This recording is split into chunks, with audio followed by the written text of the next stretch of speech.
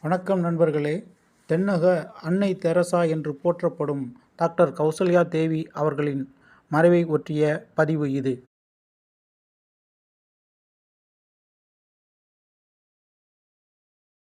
Doctor Kausalya தேவி அவர்கள் ஒரு சாதாரண மருத்துவ நிபுணர் மட்டுமல்ல, அவர் தனது வாழ்நாளையே சமூக நலத்திற்காக அர்ப்பணித்துள்ளவர். முதலில் மருத்துவத்துறையில் அவரது பங்களிப்பு குறிப்பிடத்தக்கது.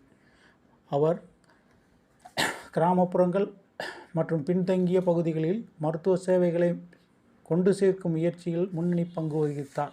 சாதாரண சிகிச்சைகள் மட்டுமல்ல, மருத்துவ விழிப்புணர்வை ஏற்படுத்துவதிலும் நிலையான சுகாதார பழக்க வழக்கங்களை உருவாக்குவதிலும் அவர் முக்கியமான பங்கு வகித்துள்ளார்.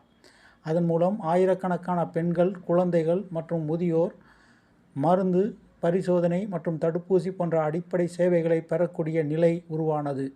அவர் அத்தோடு நின்றுவிட்டாரா? இல்லை. அரசியல் மற்றும் நிர்வாகத்துறைகளுடன் இணைந்து அரசின் மக்கள் நலத்திட்டங்களை கீழடுக்கு மக்களுக்கும் எடுத்துச் சென்றார். தகவல் இல்லாமை என்பதே பெரும் தடையாக இருக்கிறது என்பதைக் கண்டு அவர் பல இலவச மருத்துவ முகாம்கள், பெண்கள் சுய உதவி குழுக்கள், பள்ளி குழந்தைகளுக்கான சுகாதார கல்வி திட்டங்களை அமைத்தார். அதிலும் குறிப்பாக பெண்களின் உடல் மற்றும் மனநலம் குறித்த குறைபாடுகளை சமுதாயத்தில் ஓப்பனாக பேச வைத்து அவர் நடத்திய விழிப்புணர்வு பிரச்சாரங்களின் பெரும் வெற்றியாகும். அவரது சேவைக்காக பல விருதுகளும் பாராட்டுகளும் கிடைத்துள்ளன.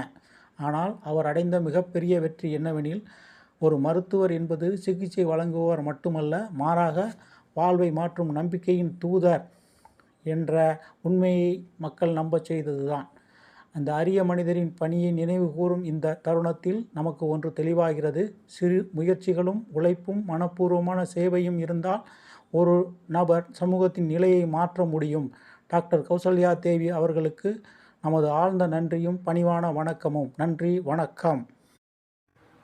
நண்பர்களே, உங்களுக்கு நமது சேனல் பிடித்திருந்தால் சப்ஸ்கிரைப் செய்து, நமது வீடியோவை லைக் செய்து, நண்பர்களுக்கும் ஷேர் செய்து, கமெண்ட் செய்யவும். நன்றி, வணக்கம்.